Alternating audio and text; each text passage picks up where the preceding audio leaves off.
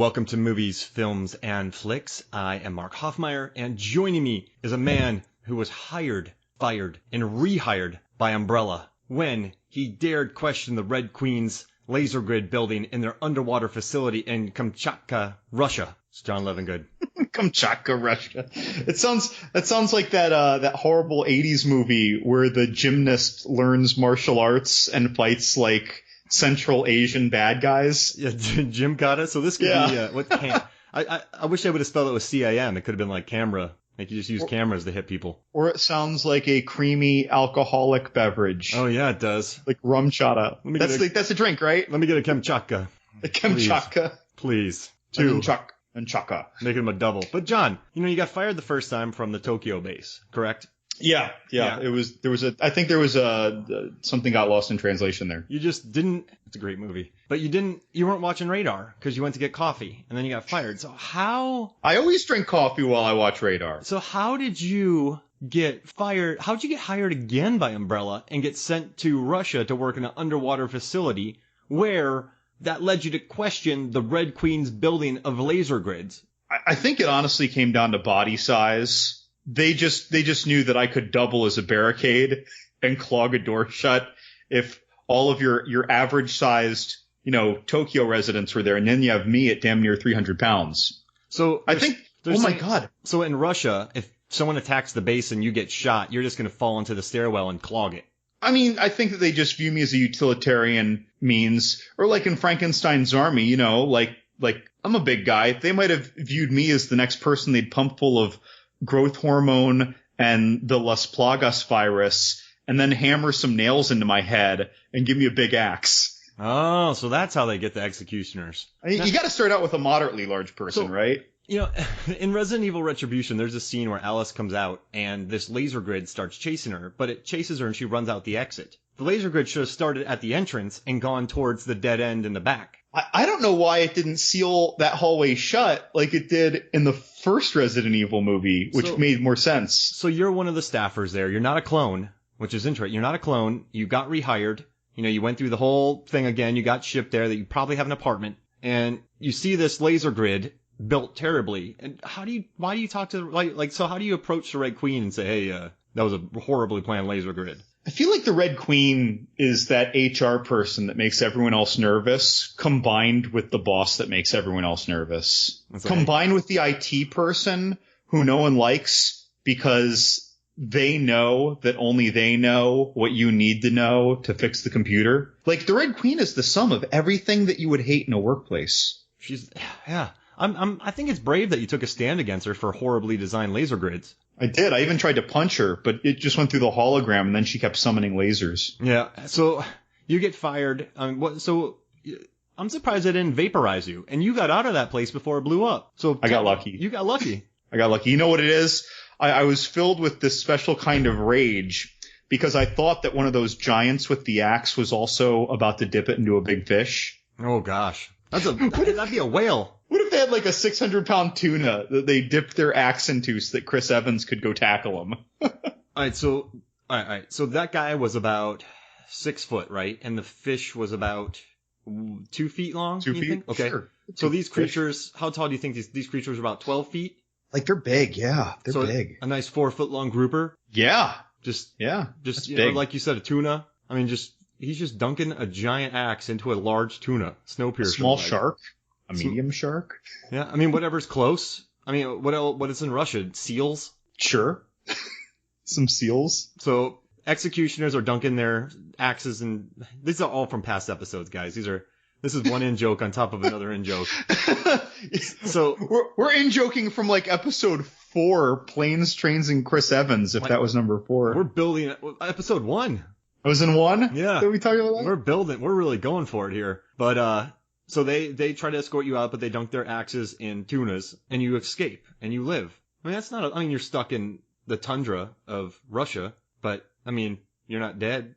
Well, the worst part is that I believe that I lived, but what if I actually was a clone, and it was a part of my program clone memory that I survived? Then you'll go full Westworld. I mean, how do you know if you're a clone in this Resident Evil world? Do you put pizza in your wallet? Sounds like a good means to figure it out. Whoa. This is the way to tell a clone. Clone yourself. And if the clone is stupid, like in Multiplicity, you know you're a clone. But what if you were stupid compared to your original, but you think that you're the smart one? But when Michael Keaton cloned the other two, they were perfectly fine. It's just when the clone cloned a clone. Yeah.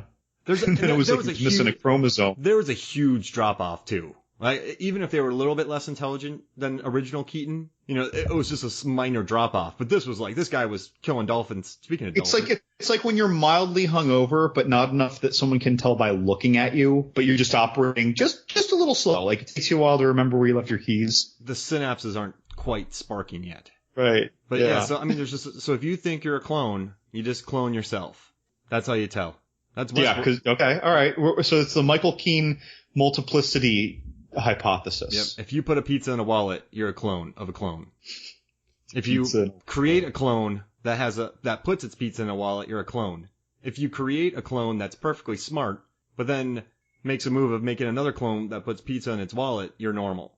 That works. Sounds like a good scientific postulate there. I mean, people are stealing this idea right now. There are people writing feverishly. Just scrambling for their notes on this like notepad that says script idea. Yeah. We solved it. You're welcome. Like, first it says dogs, crossed out. Then it says zombie dogs, crossed out. Resident Evil already did it 4 times. Yeah. Wait, they didn't do it I'm surprised they didn't do dogs in this one. Right. Only 4 times they did zombie dogs. They had liquors. They did bring the liquors back, yeah. They brought the barfers back, which is a callback. This is the third movie with liquors. And the third movie with laser grids. And the third movie with laser grids, yeah. Wow. And the third movie with Wesker? Yep. Or the fourth movie with Wesker? Third movie, because he was in 3, 4, 5. Okay. All right. And then we've had, Dr. Ian Glenn was only in 2 of them. Joe Valentine, this is her second. Rain, second. It's our third one with Oded Fair, who is Carlos. It's the second one with the guy who was like, what was he? He was like the head SWAT guy in the first movie. Oh yeah, Colin Salmon. Yeah, he's back. It's interesting, like the yo-yoing of characters that we see in these movies. Yeah, I love it. When I heard they're all coming back, I was very happy. I loved it. I'm telling you, right? Resident Evil Retribution is my favorite Resident Evil movie. But so far. We'll talk about it later. But I think it has the most pointless ending, but I still like what happened at the ending. But it's utterly pointless. But it's still kind of cool. Yeah, this was kind of like we're running out of ideas, garbage fire, but they made the best of it. They had a $65 million budget. This is the biggest of the series. It made $240 million worldwide. And I think some of the visuals are really striking. Hey, before we get into it, we got questions, right? Listener questions? We do have listener questions. So Johnny Num is writing in. Johnny Num from the Last Knock podcast and the Loud Green Bird movie review site. And Johnny says, I know I've been slacking with listener questions as of late, so to compensate, I have 2 for your later Resident Evil shows. But before I get to them, I was just listening to your episode on the first film, which was our episode 139, and found it interesting that you and Mark didn't think Jennifer Garner would be able to fit in Alice's badass shoes. You might have recorded that show before this movie started being heavily promoted. She looks rather capable of kicking ass in the trailers for Peppermint. If you've seen the trailers, has this affected your perceptions at all? I'm genuinely curious. I don't think we ever had it. I never had it in doubt that she could carry the physicality of this. When I was writing that Daredevil post about her killing sandbags and loading them up and building a custom truss system on her thing with, things that lifted the sandbags on a remote timer. Just watching behind the scenes on her training, like an Alias and this. And I mean, it's never in doubt, Elektra, that she could carry the physicality. I just don't see her as maybe she could have done a more upbeat Alice, but the Alice that I see is just owned by Milla. So I just can't see her carrying off this.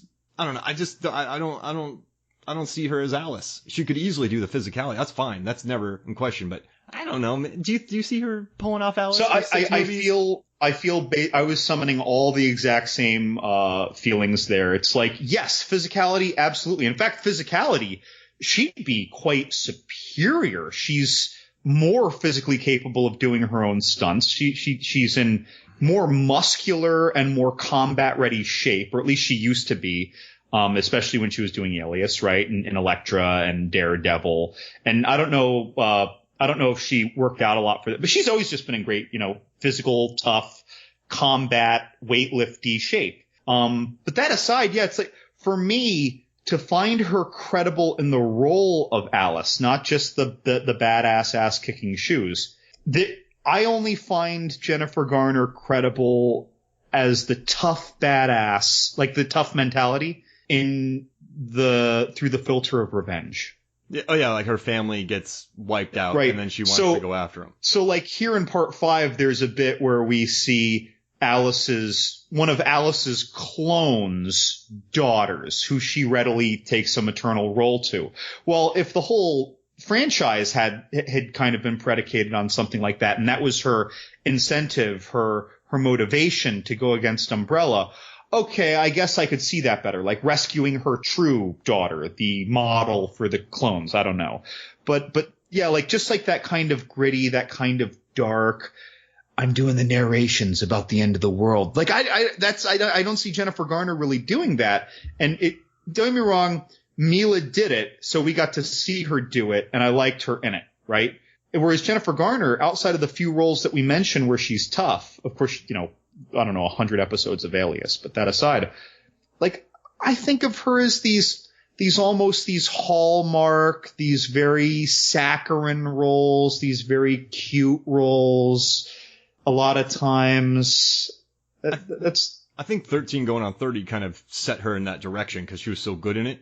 And then she was great in that. Yeah. So, and I think I need to check the dates, but that was kind of after maybe Elektra didn't do so well. Then she hit that. And then, you just kind of ride the wave that you're on of doing it. She was in that movie like 2 years ago when they basically like prayed for her daughter to heal. And then she had this, miraculous recovery. I thought I was watching a trailer for a movie that was going to be on the Hallmark Channel. But to be fair, when I saw Peppermint was coming out, I was like, about time. Like, she should have been doing this a long time ago. Oh, and I'm excited. Let's be clear, Johnny Numb, if you're listening.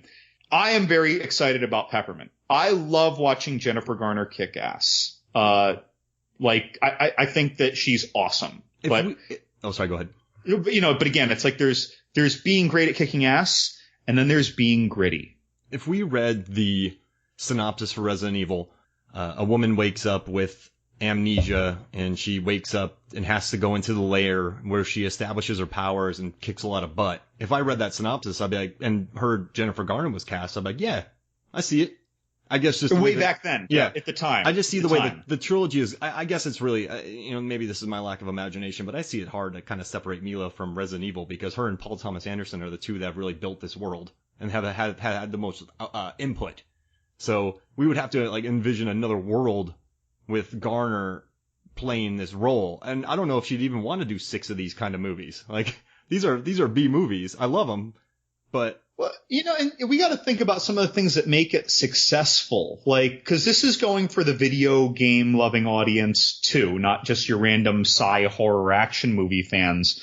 So like, I don't know. Does it make a little less money without the scantily clad scenes? I don't know. I'm just throwing out a random curveball here, but Milla has a scantily clad scene in every one of these movies. I'm not seeing it because of that. But those little things help. Yeah, I mean, don't they? I guess for gamers, young kids, they look good on the trailers. You're going to see the hot chick looking hot for a minute. I don't know. Milla said that too. I mean, I watched a commentary on this Resident Evil Retribution. There's 2 of them, and in the commentary, Milla Jovovich, she's like, she knows what she's doing with these costumes. She talks about the designing of the costumes and all that, and then also Paul W.S. Anderson on a commentary, which I was kind of like, oh, come on, Paul. But he made a joke about Bing Bing Lee in this. She's dressed up as character. I think she's actually really good in this movie. Ada Wong. Yeah, Ada Wong. And he's like talking about her like he's like shooting her in action in the dress was tough, but he's like, but like audiences are gonna like it. And who's like ha ha ha. So, I mean, it has to help. It has to add $15 million to the budget. Well, just thinking about even rewatchability, like in horror. In horror, and I know some people who have contacted me about trying to get horror movies started, very minor movies. I'm a nobody, right? But they're talking to me about getting it going, and they ask opinions, or they even say it's like, I mean, it's going to do better if we have nudity, even if it's some nobody and it's a shower scene that means nothing. It it helps these little movies along, even though no one's seeing it just for that, right? And it helps when you have, zombie dogs or some weird spaghetti zombie dogs as opposed to just attack dogs. That's going to help the movie along. And so, I guess it would be I'd like to think it would also be a slightly different flavor Alice with Jennifer Garner. You should listen to our Wolf Cop Zombievers covers the podcast because they do all that stuff. They have Wolf Cops, they have Zombievers, they have tons of crazy stuff. It's pretty much horror tropes incarnate that work. And Kung Fury. Oh yeah, and Kung Fury. That was our B movie episode. That was like 15, 16, or 17. That was years ago, folks. Yeah, that was there's like Wolf Cop 2 I want to watch. I don't know why I haven't done it yet. I bought it. I just haven't had time. Got it. Yeah. Next question. So, next question, also from Johnny Num. Question number 2. From best to worst, how would you rank Milla's outfits in the Resident Evil films? This can be in terms of efficiency, style, or any other ways you can find to rationalize this fashion. I mean, I think we've done a pretty good job breaking all 4 of these outfits down, but the number one to me is the Amelia Alice Hart from Resident Evil Afterlife. Because she just was like a pilot outfit while she's flying a plane. And it seemed practical. I don't know. It just seemed, that's my number one right there. It's the Amelia Earhart, because that's what they called that outfit. I've kind of been liking her tactical, very Kate Beckinsale underworld outfits, but even more tactical looking, like this one, the leather and the buckles, her ninja suit, the suit that had like that semi-metal, girdle torso piece in part 4. Wait, is Kate Beckinsale's outfits in Underworld tactical? No, but it's just the leather, and now she's adding the tactical. They're more tactical than Beckinsale's. Okay, I thought you were saying they were tactical, and I was like, what?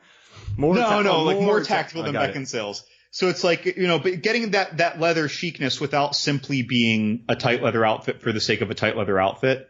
And I kind of like them. They're fun, but I do really love part 3 when she's wearing that kind of like Mad Max. Yeah. It's like she did the best that she could with limited resources. And she designed all these, except for probably the paper. So here, I'll give it a ranking. Amelia Earhart from Resident Evil Afterlife, the red dress from Resident Evil with the shorts, because they're probably the most iconic look. The ninja from Afterlife, the Mad Max from Extinction, her crazy getup in Retribution, domestic Alice from Retribution with her flannel shirt, and then the paper things. I mean, that's just gratuitous. It's like, how? And then the one from the second one, the one-legged pants with cut-up mesh thing and the orange top. Like, she took her time to grab scissors during the apocalypse and like scissor up or cut up her cut up her outfit. So in my head, I just want to picture a montage of her making it. Like, when Bruce Campbell makes his chainsaw hand in Evil Dead 2, I want to see her cutting that mesh top up. Like in a montage. Yeah, like a montage. Like she stops in a department store. Yeah. Finds all the things. And then cuts it up and like just with Resident Evil, like new metal playing over it, which there's a lot of in the Resident Evil movies. And it's just her snipping up her top. For me, it's funny that you even joked about like the little scantily clad things. They didn't cross my mind. And neither did, but the alternative, like the clone Alice in the flannel, I didn't even think of that. That was that very Dawn of the Dead 2004 scene. That was straight up. Oh yeah, we'll get into it. That was Dawn of the Dead. Yeah. But yeah, for me, it's 5, 3, 4, 2, 1. It's this leather buckles. It's Desert Apocalypse. It's Jova Clone Ninjas, followed by just that kind of like rugged, hardly tactical outfit from part 2. I wasn't a fan of the red dress. I never played the games though. I guess if you just if you think about the character in there, you do one picture of her, that's probably what pops up. I'm guessing, but I feel like that's what pops up in most people's minds. Yeah. But yeah, so I'm definitely going with the Amelia Earhart. All right, you want to get into the movie here? All right, yeah. All right, so we start off with where the 4th movie left up on that massive boat. An umbrella comes and they just murder everybody on the boat, which doesn't make sense to me. They kill most of the people on there, slaughter them. They don't have weapons. And then it's beautiful. It's told it's shot in reverse, so it kind of goes. Reverse slow-mo. I thought this was the best use of slow-mo in the franchise so far. Oh, yeah. No, it looked beautiful the way they shot it. I mean, they shot it actually in a garbage truck car park in Toronto, which I kind of love, and they had 50 feet of ship. And I don't know, I thought it looked great. I liked the music. I thought, Alice falling into the water, opening up with that, then everything, like, it was a very inventive shot. And a lot of people say that these Resident Evil movies offer more of the same. But with this shot, I mean, Anderson proves that he's not doing that. This is a very unique take. It's interesting. And it looks really good. So that's interesting. You mentioned that some people describe these movies as more of the same, and I never actually felt that. Did you feel that any two of these movies back to back were more of the same? No. But you know what I think with these critics who are saying this is they kind of watched them like I initially did, where you watch one in the theater, then you watch the next one in the theater, then you watch the next one in the theater. Right. And they probably all blend together. Now, I'll tell you, when I saw the fourth one, I was like, this is different. And when I saw the fifth one, I went, whoa. Between 1, 2, and 3, I maybe felt like they blended together. But when you look back at them, all three are completely different. You have the mainly indoors Resident Evil. You have the nighttime Resident Evil Apocalypse. You have the daytime Resident Evil Extinction. Then you have the very gray, muted, they all pretty much stay in one location. But then the fourth one goes from what, Tokyo to Alaska to LA to a boat. And then this one's just in an underground facility. I mean, you're in Tokyo, you're in Berlin, and you're in New York. But no, I mean, these are definitely not the same. And it was pretty interesting reading the reviews on this one. People hate this movie. They're like, oh, where's the pause button? This is more of the same. This is crap. But one guy from AV Club, who I love, wrote a great piece about this. It's called Run the Series, and it's about Resident Evil. And he did a very good job talking about how they really do follow each other. These movies follow each other closely. This movie has a simple storyline. I mean, it's convoluted, but it's just like, get out of this place. A team's coming in to get you out. Simple things. A lot of the shots he talked about, he really took 3D further. I mean, I don't know. We've talked about this a lot, but it was pretty interesting reading all the reviews on this. And I just felt like a lot of people weren't giving it a chance because, I mean, that movie, The Meg, had 2.5 times the budget this movie did. And I feel like this movie was a little bit more creative with what it did in some of the scenes. And, I mean, just what Paul W.S. Anderson can do with $60 million, that's a testament to him. And I thought after watching all these movies, it's like watching someone grow up, kind of, in regards to maturity of their filmmaking. Because the first Resident Evil's good, didn't have much of a budget, but it's a little dorky. It kind of does that. The second one, you have, different directors coming in, but then the third one really steps up its CGI. The fourth one, Anderson's back, the 3D, the shots, the phantom camera, and now this one with more 3D and a little bit more money and probably the best, like a really great corridor. He's growing up with these movies. You can almost see him maturing as a filmmaker with these. So I've really enjoyed them watching them back to back. Yeah, it's a lot more. It's just like I said about, well, I guess I've said it a bunch of times now. The Saw series and this series are movies that should be watched in close proximity. Yeah, because I guess if you watch the Saw movies when they were in the theater, you're like, what happened at the last one? I used to think that none of them made any sense after part 3. I used to think they were so stupid. And then I saw them like all in a few weeks. I'm like, this is really good. Like, it was such a world of difference. I would be annoyed. Because I thought these Resident Evil movies were just bonkers and didn't really follow each other. Then I watched them. I'm like, well, I can't say that anymore. So my review on the website for part 4 was that it was my least favorite of the series. But that was when I first saw it, like fresh, right? Like having not seen the others, close to it. And so then I watch it again. I'm like, wow, like this is good. Like as far as Resident Evil movies go, I don't know how to contextualize that, but like I went from being grumpy about it to being like, this is really fun. Yeah. And like we said, you just got to watch these movies you just got to watch them in regards to video game movies and how they're at as Resident Evil movies. I mean, Paul W.S. Anderson is he's unpretentiously making these movies And you can see in these films, he just sees a scene, he likes it. He's like, hey, let's add it in this movie. I like the birds, so let's add a scene in Resident Evil Extinction.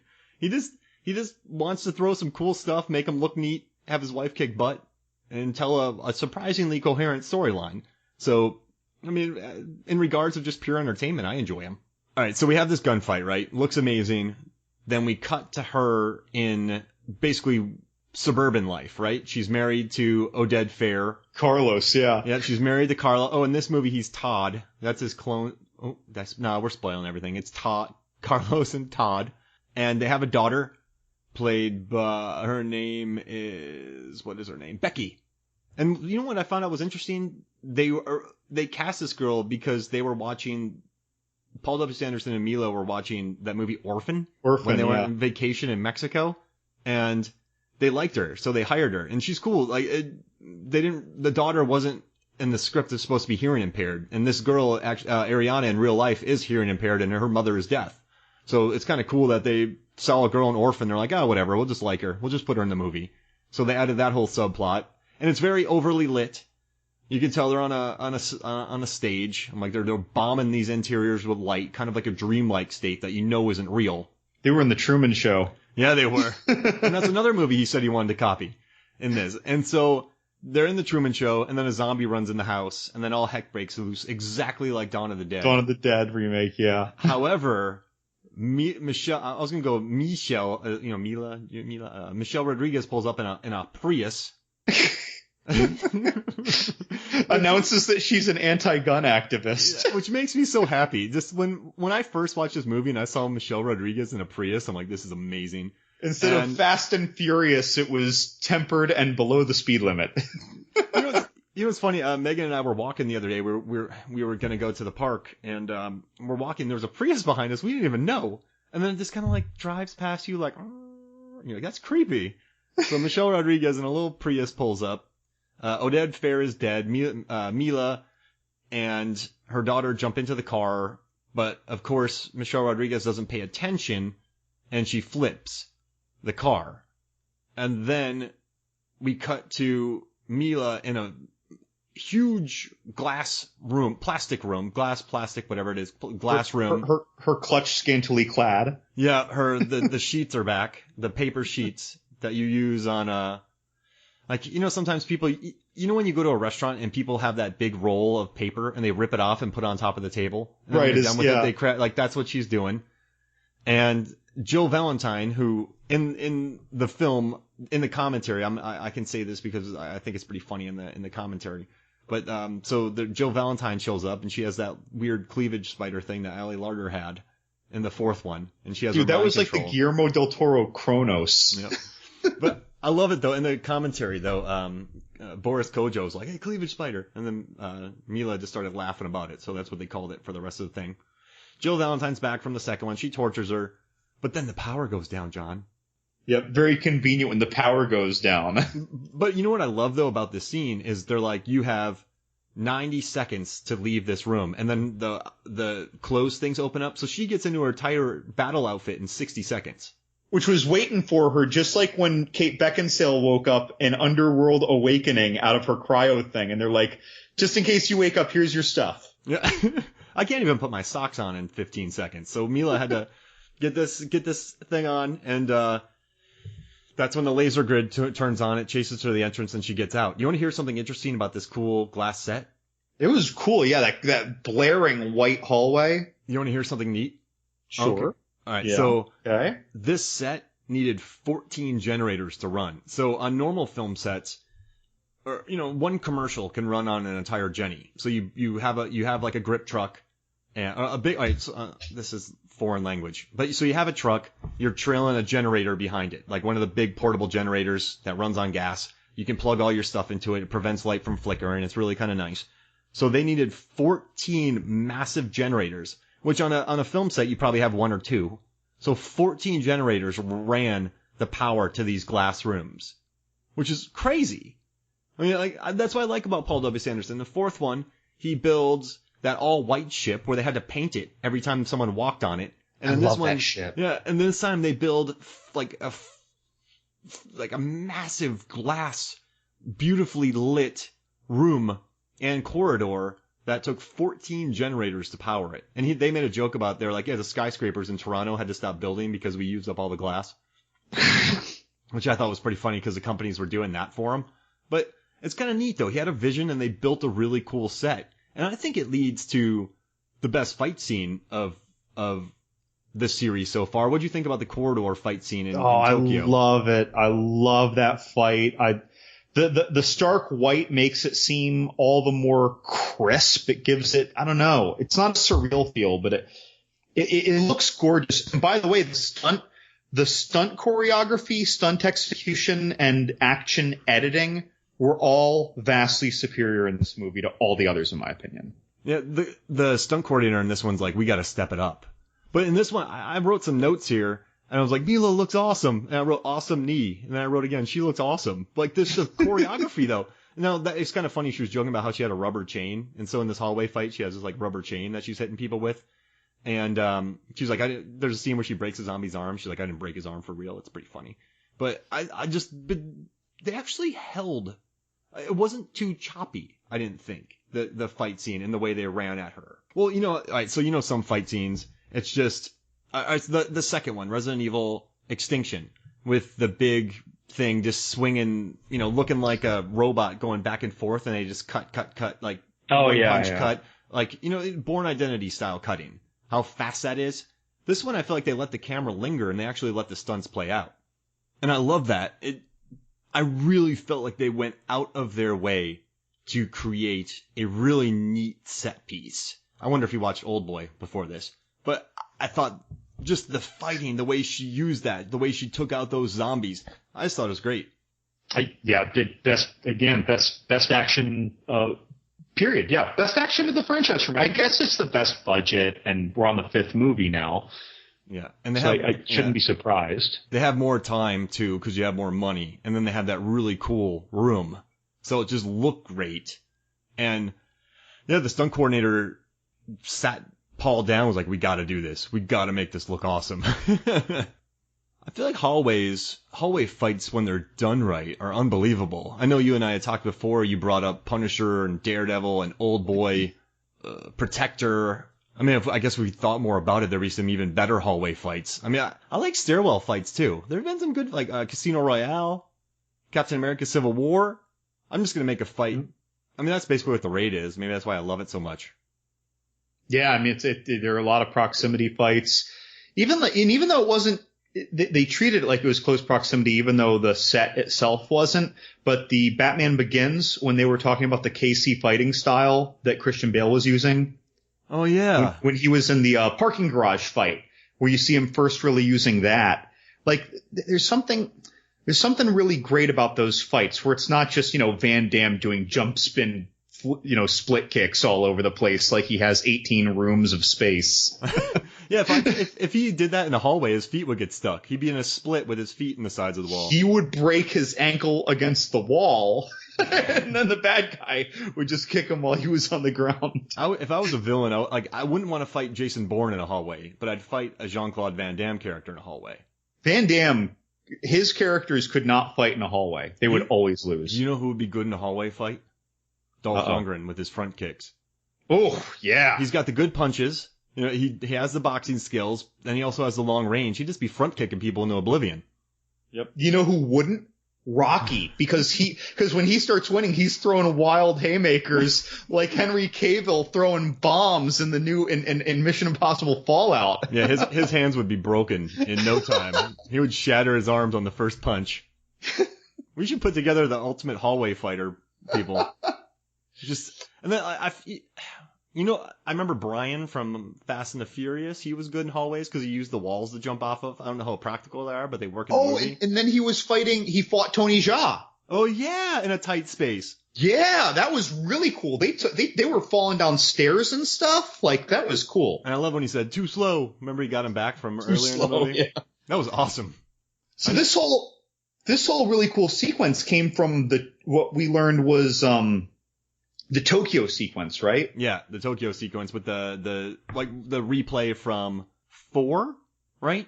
From the beginning. I think that's right. 4. Yeah, the beginning of 4, where the outbreak breaks out in Tokyo. So they're just sort of recreating this zombie outbreak in Tokyo, and Alice just happens to go there, and she's chased into the hallway, where she unleashes a sweet knee. It's funny oh yeah, that knee.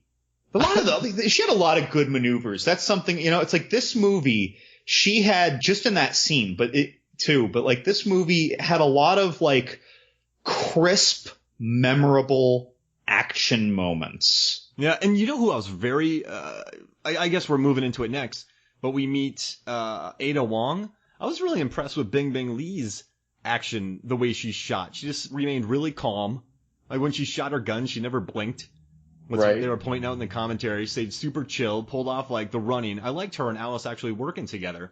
And it's also kind of crazy that Ada Wong walked into a underground facility, murdered every single, which would have been your job, killed all the people working in this big, massively lit room, and then dumped exposition onto Alice. You mentioned the lighting a lot of times, and I actually took a note of this too, because you mentioned the almost artificially bright lighting of the suburban simulation with a plaid shirt homemaker Alice, right? Yep. And then like there's this hallway. There was even the opening battle sequence with all the crisp fire. Like the lighting in this was normally the word stark, I think, is used in a negative note with lighting, but it was positively stark. Yeah. Does that make sense? Like I really liked, it was just the right blare that it made it effective. I liked it a lot. I don't know any of the technical words for this. I'm just pretending that I know movie things like Mark does. I don't know these terms. This is definitely the best lit. And I think that is, Glenn McPherson is back. He's the director of photography, and he had worked with another movie with Paul. I think he probably worked on Three Musketeers in between this with Paul. So this was probably their third movie together. So you can tell that there's a shorthand between them, and they're actually really on the same page with each other.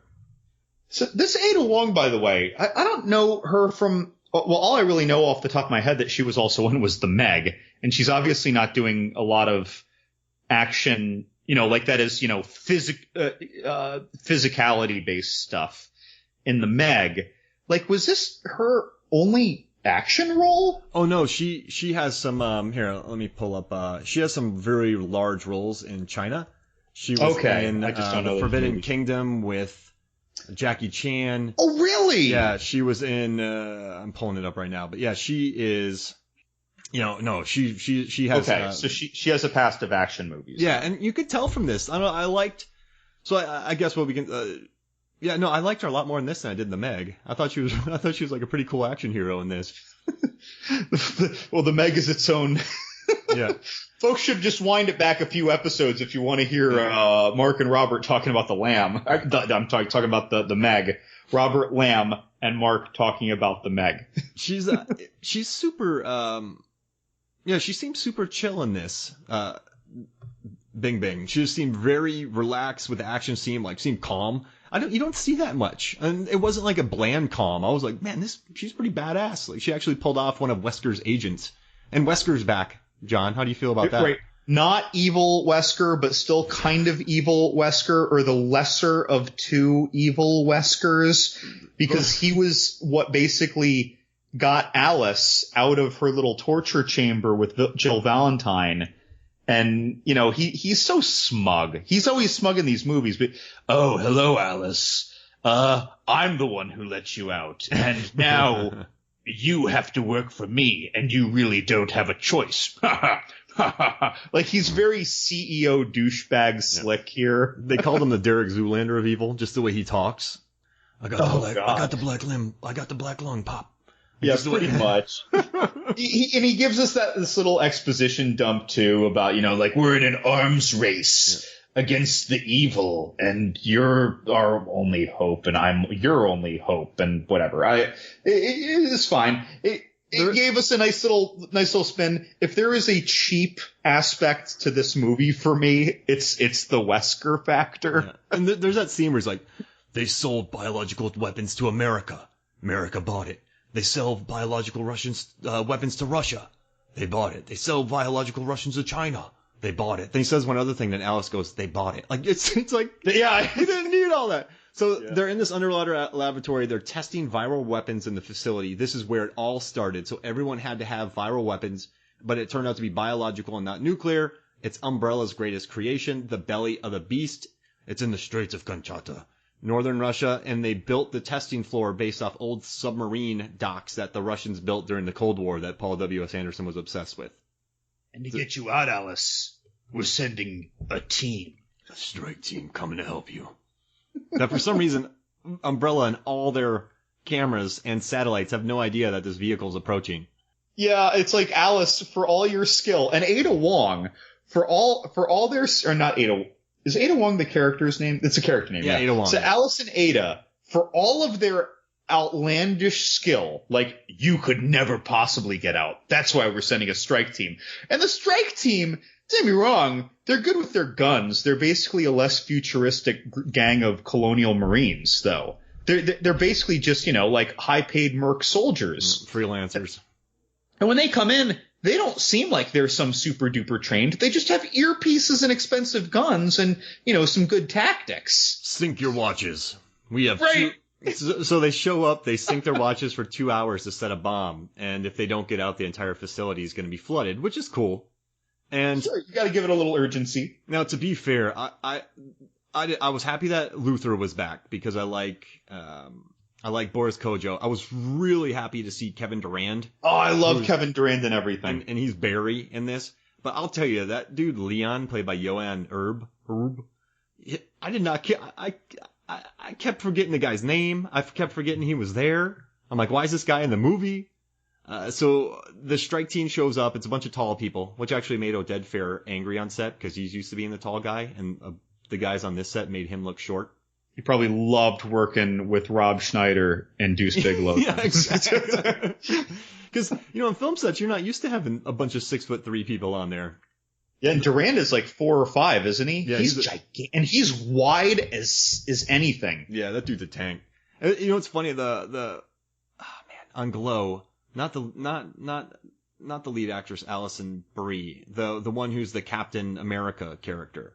Right. She's like, I guess she was actually on that show for a long time, and she's 5'7", and she's like, I was so happy to get out of Hollywood. Like, well, I wasn't tall anymore. She said she was a giant on set, and she's 5'7". So you have a bunch of 6'3" dudes, and Oded Fehr was getting annoyed.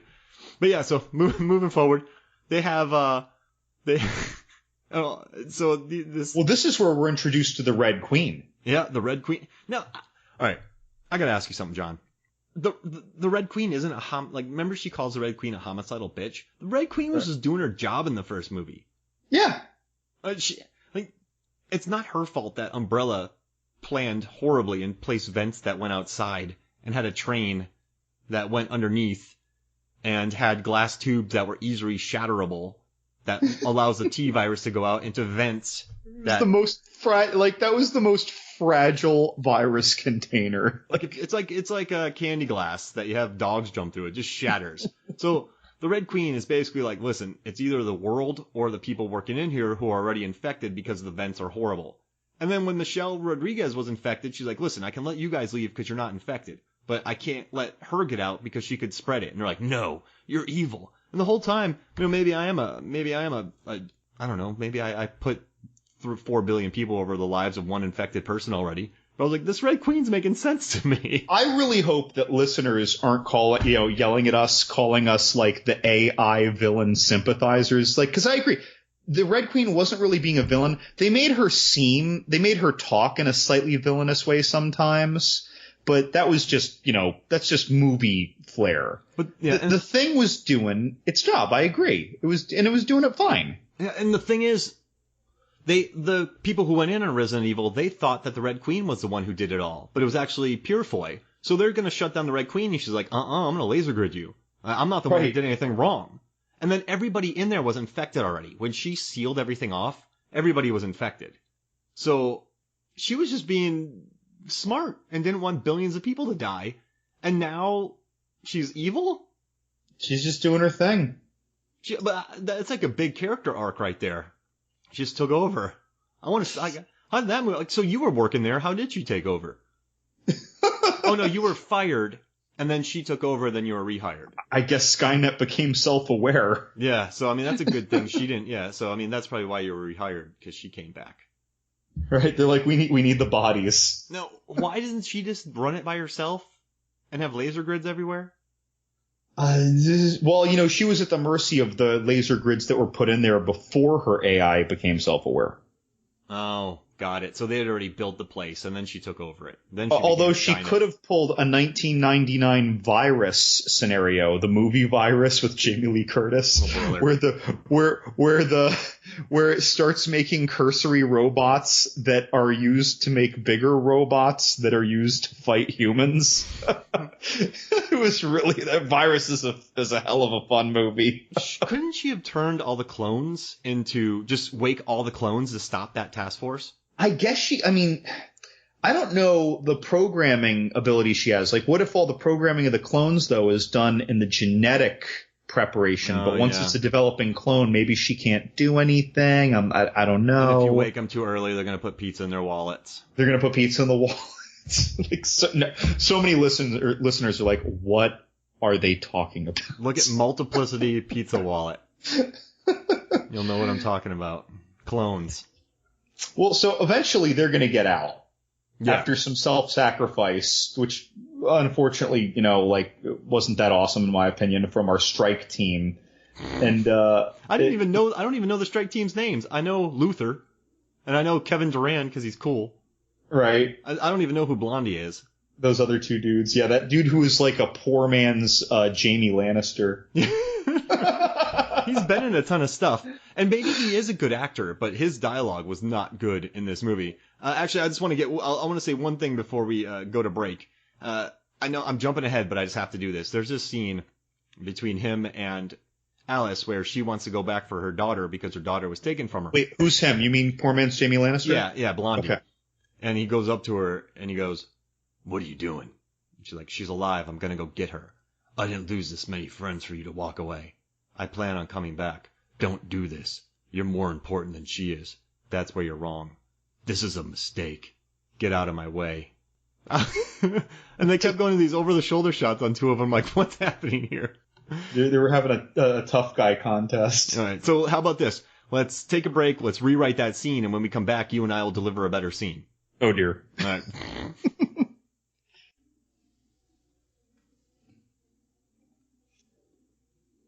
Welcome back to Movies, Films, and Flicks. All right, John, here's the scene. Let's do it. All right. Oh, dear. Oh, wait, who am I? Am I poor man Jamie Lannister Blondie? Yep, you're poor Blondie Lannister. And okay. I am going to be Alice. Okay. All right. So you're just kind of asking me what I'm doing. Hey, Alice, what are you doing? My kid was taken from me from a large barfer. I need to go rescue him because I'm a human, not a clone. I'm pretty sure that isn't actually your kid. Yeah, but since we've been together, I've bonded with it. And, you let one clone die, we become the Red Queen. Am I the Red Queen? Alice, speaking of your bonding, how did you suddenly know sign language? That's a good question. I'm not quite sure of that either. You know what? Let's wake up some of my clones and let's ask them. Wait, am I a clone? Am I a clone? All right, how about this? Let's go to the clone shop. Let's make clones. And if our clones put pizza in wallets, we'll know that we're clones. Done. Except for because I'm a special SWAT guy, they're going to be MREs. Just takes like one of those Pop-Tarts that tastes like pizza and try to put it in his wallet. Oh, see, that was a better scene. We learned a lot. I managed to fit pizza in the wallet again. We revealed that Alice somehow knew sign language just because the girl did. Yeah, because they liked her an orphan. Apparently.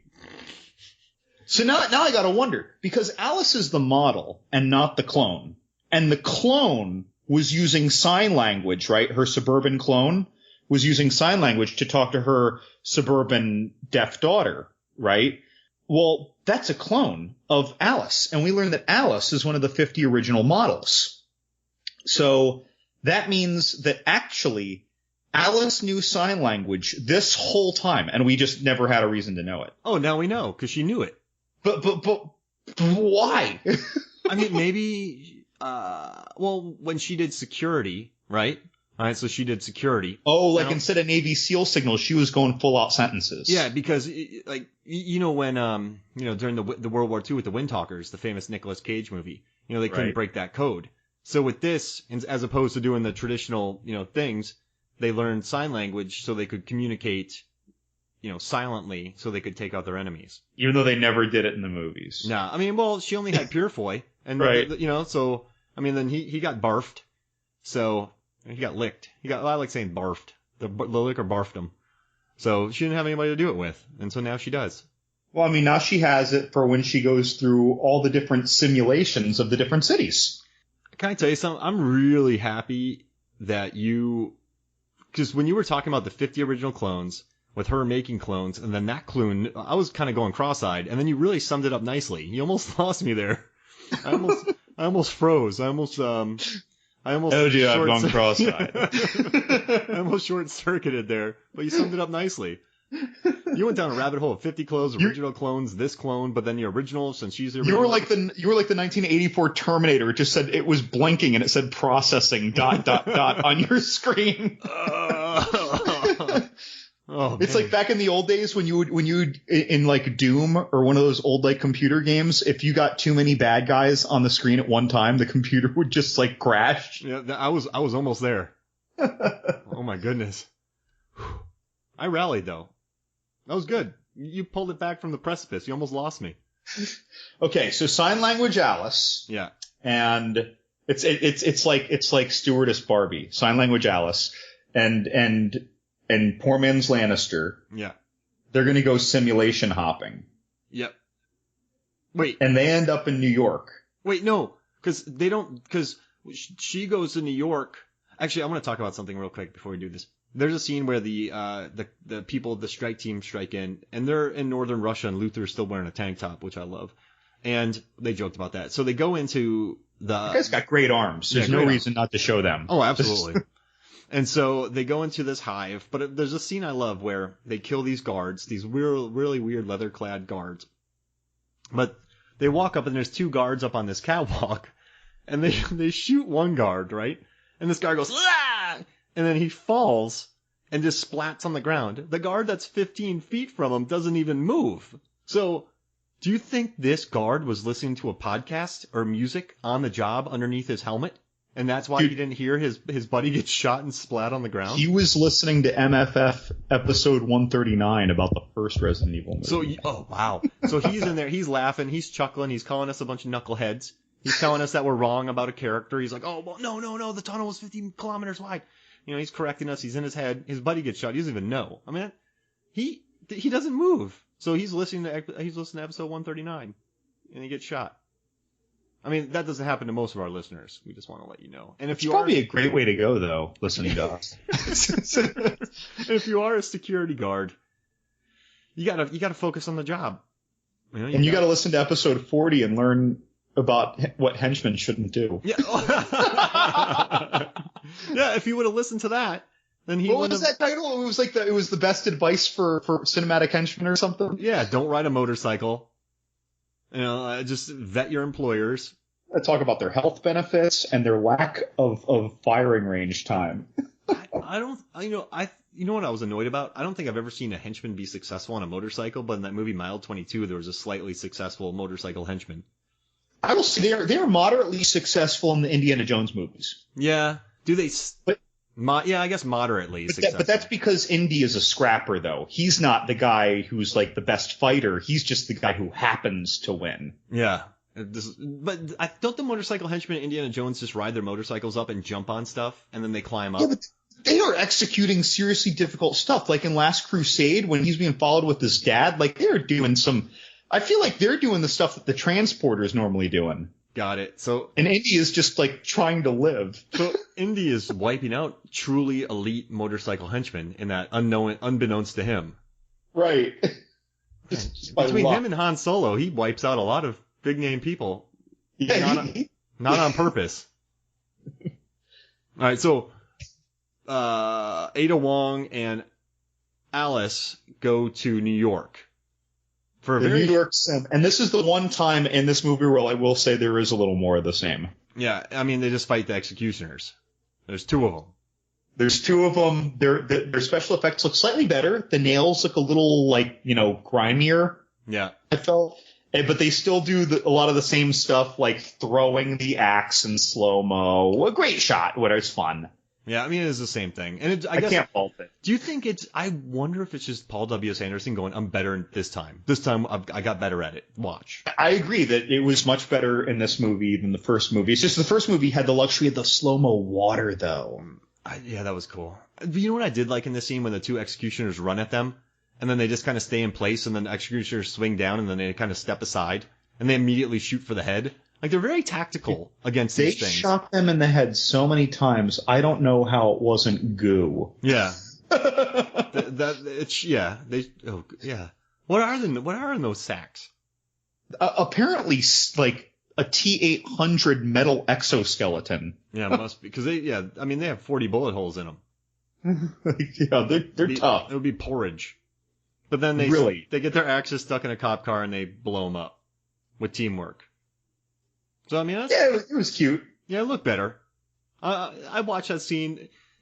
You're right though; it's definitely more the same. But I was like, hey, good job, Anderson. It's better. And then we go to the next level of this video game. We went from Tokyo to New York, and now we're going to Moscow. Yeah, where these Basklada undead get in a Las Plagas. Las Plagas. They get into the baklavas. The baklavas, the Greek desserts.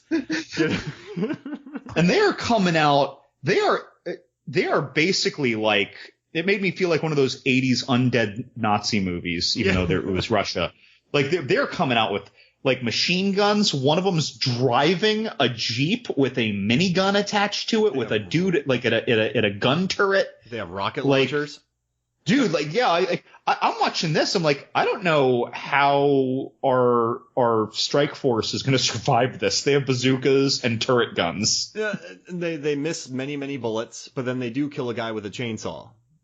Right, of all things, a chainsaw. Like this was like kind of the bonkers moment for me, where it was like, this is bad, but I'm embracing it. And you know what's funny is I love it. The guy that gets chainsawed, all these guys were clinical. They were wiping out the baklava. Great phyllo. You crush up some nuts, put them on top, put some butter on each layer of phyllo. You need about 7 layers, and you crush it, put it all down, lay down so another 7 layers of phyllo. You're talking about how you actually make baklava right now? Yeah. Okay. My back hurt. The first time I made baklava, I was standing on my island. I was hunched down the whole time. I didn't realize it would take me a very long time to do it because you have to butter and you have to move really fast with the phyllo. And my back was killing me. So yeah, I hate baklava zombies. But yeah, these zombies were killing them. So they're being clinical. They're wiping them out, and then the guy misses his shot when the chainsaw guy comes at him. And I'm like, oh brother, oh my gosh. But yeah, so then the baklava guys, The baklava guys chase them into there, and then they figure out a way to escape. But then that leads to Ada Wong and Alice going into the Truman Show. Right, the Truman Show sim. Yeah, they're in the Truman Show, and they find the daughter. But guess who's? You know what I loved? I love seeing Michelle Rodriguez and Oded Fair and Colin Salmon back. That made me so happy. Yep, but now we see Carlos and Rain in the Upside Down, and now they're bad clones. I love that scene. They're like, well, like, they're like, you can't do this, and then Michelle Rodriguez is like, not my problem. Then Ada and she's like, but you this, that, and the other. She's like, I don't even know who you are, lady. I love that. That was sweet. It's like, just in case the viewer wasn't paying attention, these are clones. Yeah. Which means Carlos and Rain, or I'm sorry, Oded and Michelle are each playing 2 different clones in this movie. Whoa. So Oded has been 3 characters in this film. Right. And wait, and so is Michelle Rodriguez. 3? Yeah, because she was the NRA, and then she was the anti-NRA, and then she was the tough guy, and then the first one she's oh, you mean in the whole franchise? Yeah, in the whole franchise. I gotcha. Yeah. So that's funny. Yeah, so this is I told you way back in like movie 2, it's like, dude, we're gonna start getting close. You're gonna see characters come back. I'm not gonna tell you how. I didn't remember any of that. And this only happened in 2014. I don't know who you are, lady. I love that line. I don't even know you, lady. And then Ada comes out and shoots all the redcoats, the guys that are listening to our podcast. She wipes them all out. And then she shoots a hole in the floor, survives, and then Milla escapes, correct? Alice escapes? Right. Yeah, and then she gets to a train tunnel where you meet a giant licker. A giant barfer. This is huge. This is the first time they did the liquor as well. I mean, it's whatever. Yeah. We're at movie 5.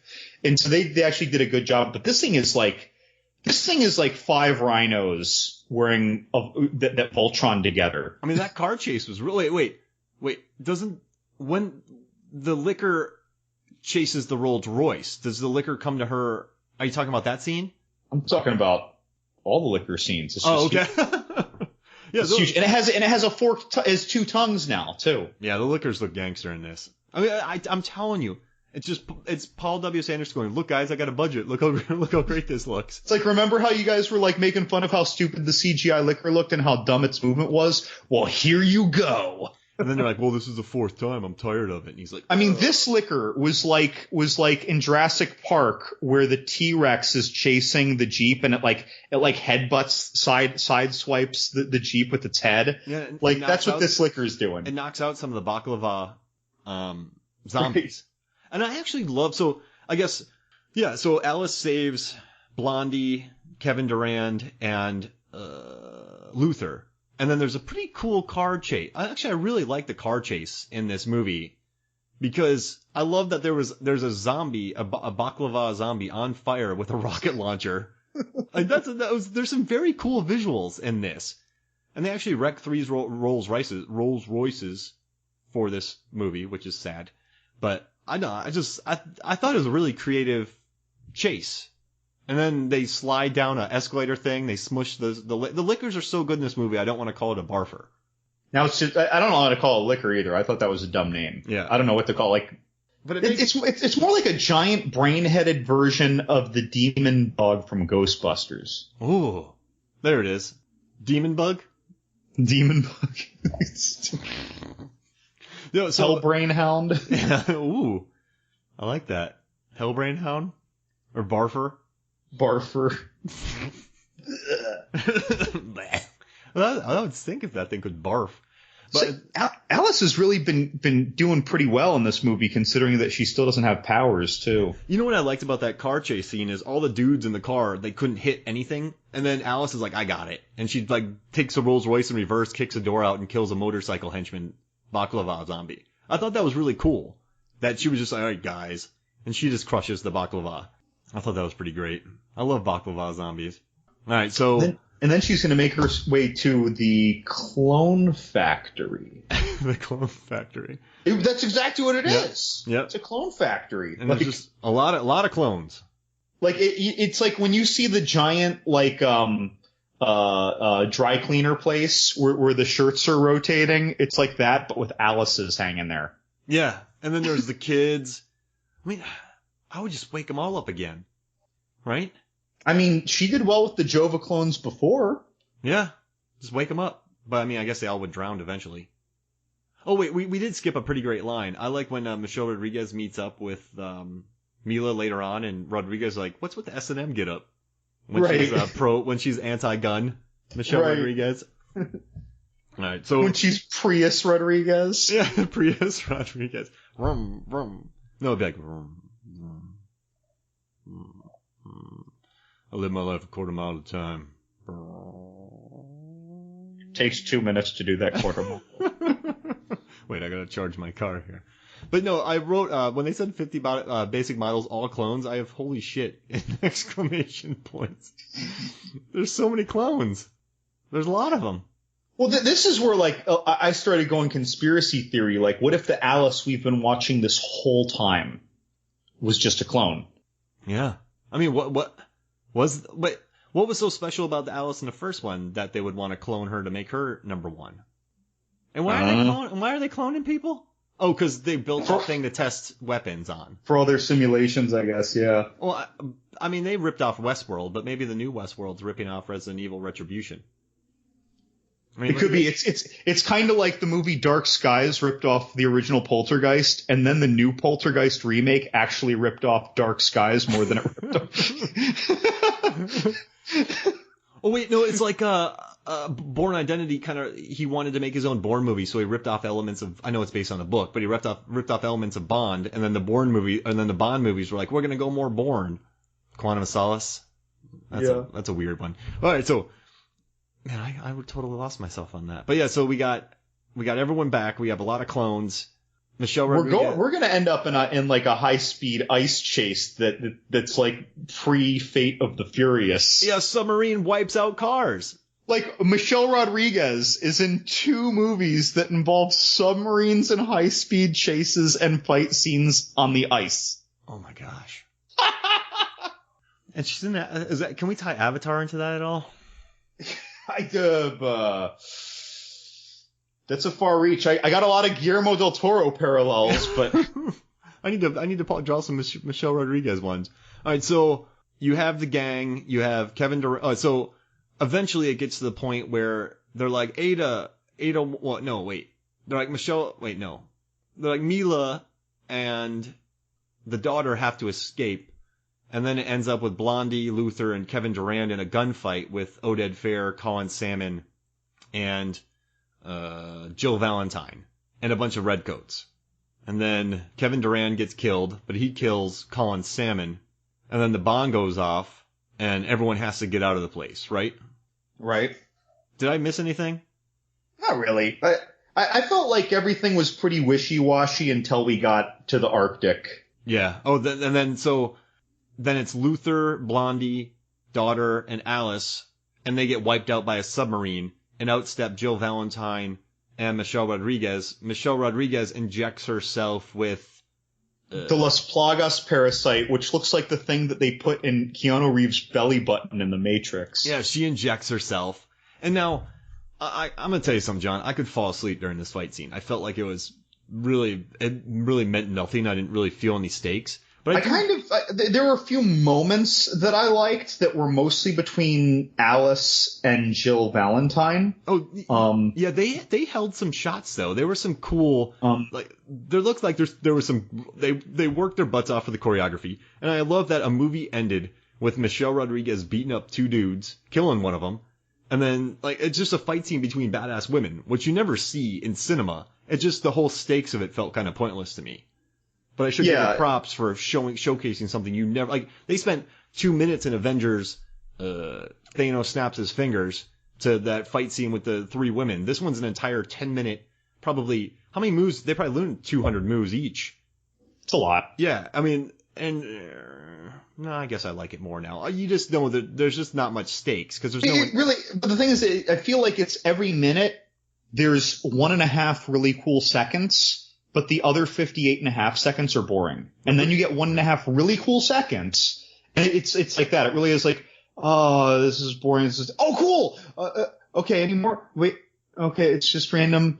And you're almost getting bored again. You're about to just go get a soda from the refrigerator without even pausing the movie. Oh shit. Look, then something cool happens again. It's weird pacing, this fight scene. The shot though, where Michelle Rodriguez shot some bullets, and then the cases, the rounds or the cases come out fall of her into the snow. fingertips. But then they come into and they drop out into the snow, and they're hot, and they melt through the snow. I thought that was really cool. Yeah, it was a clever scene. You're not gonna kill me. And then I thought those 2 guys were gonna kill her. I thought it was stupid that they killed Luther and let Blondie live, because Luther actually has chemistry with Alice. Yeah. And I'm like, why is Blondie still here? Even though he has the weirdest scene in Resident Evil history when at the end when they're flying away in a helicopter, he puts his hand on Ada Wong's leg. And she's like, nope. Yeah. I'm like, what? This dude's a creeper.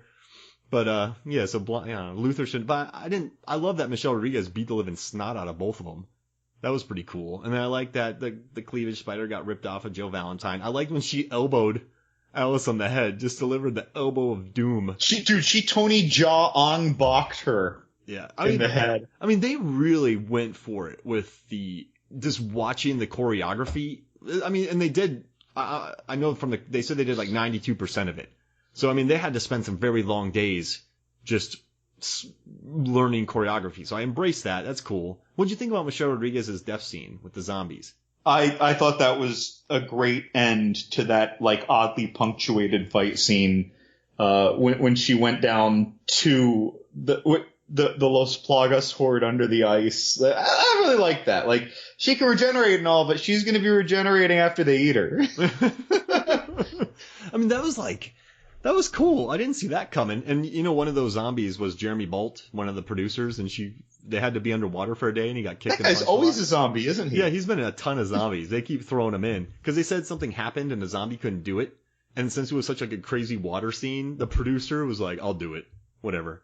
So, you know, Michelle Rodriguez beat the snot out of him for 2 days underwater. But I thought that was cool. She came up, she's like, "I'm gonna kill you." Then the zombies he looked at a lot of paintings. I forget, Anderson said he saw some paintings and he wanted to make it after that. But I kind of love that these, you know, baklava zombies swam probably 4 miles in the course of 15 minutes, right?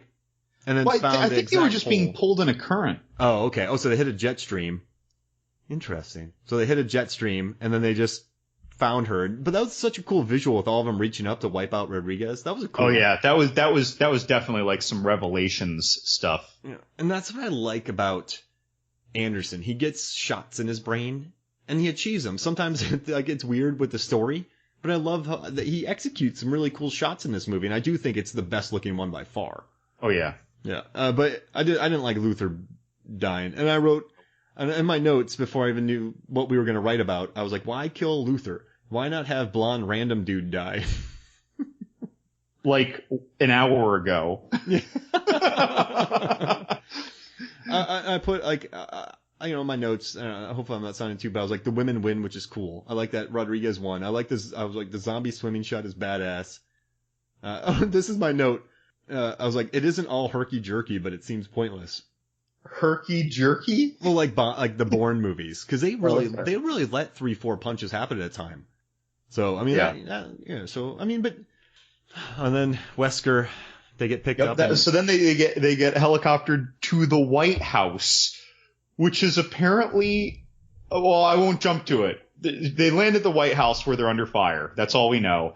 And Wesker is like walking her to the Oval Office where he takes a seat, and he's like, "I'm going to give you all the exposition of what's going on in the world, and I'm going to let you know what's going to happen in the sequel. And then I'm going to load you up. I'm going to give you your power back." Right, and he just injects her in the neck. He's like, "We're going to need you at your best. No one's ever bonded with the T-virus like you." Now, I'm going to tell you something, John. They're surrounded. Dude, that looked hopeless. So when they get on the roof and they pan out and you see what feel like hundreds of thousands of monsters, including flying Game of Thrones dragon-sized monsters. And a bunch of barfers. Like, how are those flying monsters being held at bay? By helicopters that run into them accidentally. I feel like in 18 minutes, everyone in that White House is dead. Yeah, because they would have to go into the bunker, and where the big things couldn't fit. Remember in World War Z, before they got, I don't remember what city they were in, some holy city, but in World War Z, the city where they would never get past the walls, yeah. Right? And then but eventually, like, they did have to leave because they kept piling up over each other until they were as high as the walls and climbing on each other and getting in, and then Brad Pitt just gets out in the helicopter. Like, I feel like that's what we're watching. Wesker's like, "They'll never penetrate these walls," and then 6 minutes pass. Wait, they're inside already? They're just climbing on each other. Like, that looked hopeless. Yeah, I mean, they're done. Hopeless. Like, that's how you end the movie that doesn't have a sequel. And I'm glad I remember nothing about Resident Evil, the last chapter, because I'm excited. By the way, am I to assume that he has appointed himself President Wesker? Yep, he's President Wesker now. Like, because he even says, here in this building is all that's left of humanity. What are we fighting for? Like, that seems pretty hopeless at that point. But why do they want to wipe out humanity? I think it's just viruses by nature want to spread, or zombies are just hungry for non-zombies, one or the other. Yeah. I feel like they could work together. Well, the Red Queen has control now. So she's just like, humans try to kill me, I'm going to kill them all. And the last line of the movie, Wesker says, Alice, you have work to do. In the sequel...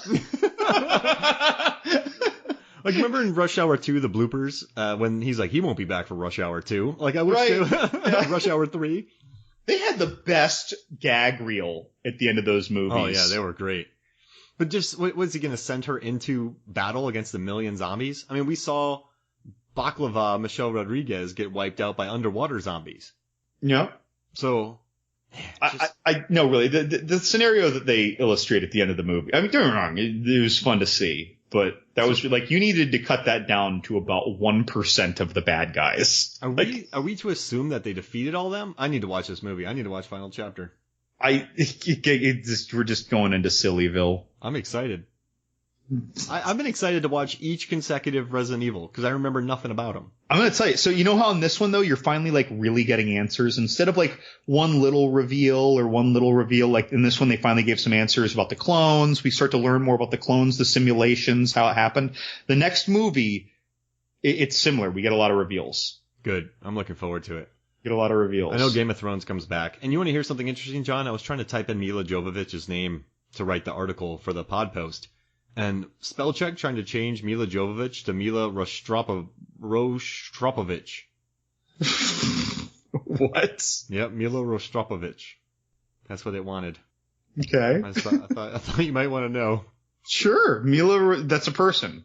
Yeah. Then okay. Rostropovich. Interesting. All right. So, final thoughts about this movie? Dude, a lot of fun, man. And so this is now my third time seeing it. First time in the theaters. Or I should say fourth time. First time in the theaters. Second time probably 2 years later when I bought it. Third time was a year ago when I finally watched them in close proximity, and then this time. And I like it. I've said this about every one of these movies, haven't I? But I like it more every single time. I guess we'll save our final rankings for the end of the next podcast. What do you think? I mean, yeah. It'll change from this one to the next one. But this is my favorite. I got to tell you, I have trouble, though, because this is my favorite for some reasons, but not for all reasons. I don't know how to put it. Like 3, 4, and 5. Like I really enjoy 3, 4, and 5. I'm going 5, 4, 1, 3, 2. Wow, 3 way back there, huh? I mean, 1 just kind of sets it off, builds the world. And I think, like I said, I think 3 is the worst written of all of them. Just the whole cigarette scene. Mm-hmm. Hey, where are the cigarettes at? Oh, no. Well, and even the execution of the birds. I like the birds, but the way that scene with the birds killing people plays out, I thought was very haphazard. And then the cargo zombies. Ugh. The onesie zombies. Yeah. We should rank the different kinds of zombies. We have the baklava zombies, we have the onesie zombies, we have the slow zombies. Zombies can consistently get tougher, too. Yeah, then we get the digging zombies. The digging zombies. Shovels. Now, and they started running, too. Yeah, now they're running. Jeez Louise. And then in this movie, they were using machine guns. Sorry, rocket launchers and While stuff. on fire. While on fire. Well, I mean, it's a zombie, I guess. That's the luxury of being a zombie. So, wait, hold on now. So, those are Las Plagas zombies, right? Okay. So, Michelle Rodriguez injects herself and becomes a Las Plagas zombie. Or whatever. She's infected with Las Plagas. She's the same thing, just freshly infected. So, but she could be hurt. She just regenerated, right? When? Like if she was on fire, I don't think that she would ignore that she was on fire because she would be worried about burning up and not having anything left to regenerate, right? I mean, am I overthinking this? Wait, what? So if you said like one of them was, on fire. Yeah. But they're not idiots. They can still think. Yeah. And if it was on fire, it wouldn't regenerate anymore. And were those zombies weren't regenerating, but Michelle Rodriguez was. She seemed to be a very different Las Plagas thing than the zombie army. She was 2.0 Las Plagas. She seemed to be different. Yeah. I think that makes sense. Just don't know why. Well, wait, so those Las Plagas, they weren't the Maginis, the ones with the tongues from the diggers? No, and these were specifically called, so these Las Plagas zombies are what Michelle Rodriguez infected herself with. Got it. Well, just based on what I have on the screen, right? But she, totally different from them. She cares about self-preservation. They basically moved along like not quite brain-dead zombies that knew how to use guns, but they just sat there and got shot up. And then they were destroyed when you shot them enough times. Michelle Rodriguez, you shoot her, she just is like, you can't kill me. And then the bullets come out of her fingertips. I don't know who you are, lady.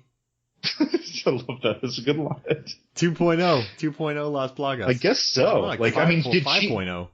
Did she bond with the Las Plagas virus in a special way, like Alice bonded with the T virus? Wait, can pizza? Is that what we're seeing? Can pizza clones bond with Las Plagas? I don't know. Were the zombies clones? Scary thought. Are they cloning zombies? Thinking that's why they were so flawed. Yeah. Ooh, that's it. She injected pure Las Plagas. They got watered down Las Plagas. That could be. There it is. You know, I swore I saw the billfold of one of their zombies, and I saw some crust sticking out. The Russian ones. You got any plugs before we get out of here? We got to give a big shout out to The Last Knock in Crash Palace, where Johnny Numb hails. The Last Knock podcast, you can find them at crashpalace.com, and you can find them through Twitter at Crash Palace, and Johnny Numb is at Johnny Numb with no H in that Johnny, and he writes for Loud Green Bird, so shout out to them, loudgreenbird.com, and by the same name on Twitter. All great folks. But Johnny, thank you for your questions. We love your questions. Yeah, how about you, Mark? No, just thank you for everyone who went on Ranker and put us number one on the Ranker's best movie podcast list. Thank you all for going on there. It's pretty awesome that happened. Also, if you have some free time, make sure to go to Movies, Films, and Flicks on iTunes, FLIX. Rate, review, and subscribe. Also, head to the website, moviesfilmsandflicks.com, FLIX. I'm sorry, Movies, Films, and Flicks, FLIX.com. Check out our stuff. Check out our old podcast. There's a podcast link. Check out John's horror reviews. There's a link for all of his horror reviews on the page, and also look at all my data that I do. So how far the creature from It Follows walks. Check it out. But no, thank you so much for listening. We know we appreciate you giving your valuable time to us. So for me, Mark Hoffmeyer, and for John, loves his umbrella coffee. Love and good. This is Movies, Film, and Flicks. We'll see you next week. Bye.